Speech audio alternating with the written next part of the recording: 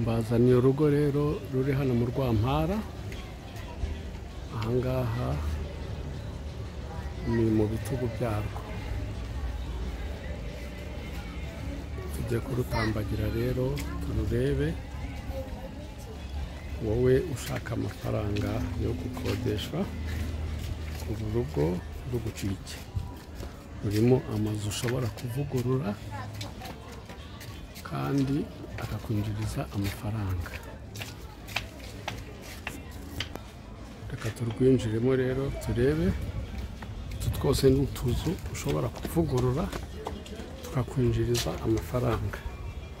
Telefone yacu zose ni amashamburete, icyumba na salo. Urabona rero ko ni amazu ushobora kuvugurura akajya kwinjiriza amafaranga. Ari mu mujyi wa Kigali, akarere ka Nyarugenge, Rwampara. Wowe rero ufite gahunda, ngwino wigurire uru rugo ujye uyora buri kwezi.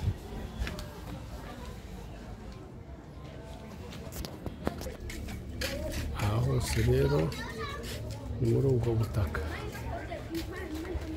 Ufite amafaranga yawe waza ukavugurura, ubundi ukajya uhabyaza umusaruro.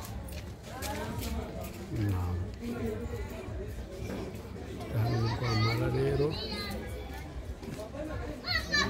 bwose ni ubutaka wakongera ukavugurura. Bwose ni ubutaka.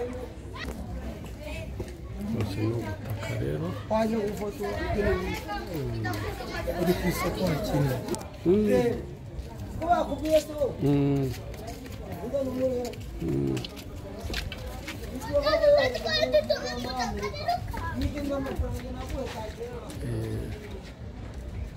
Telefone yacu rero ni 0782403395.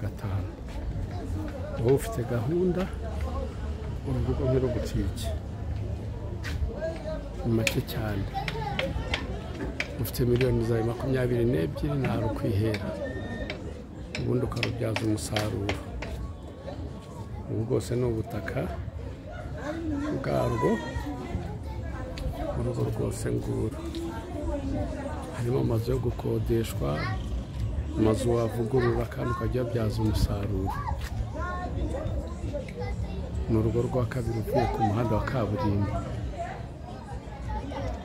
Wowe rero ufite gahunda, telefone yacu 078240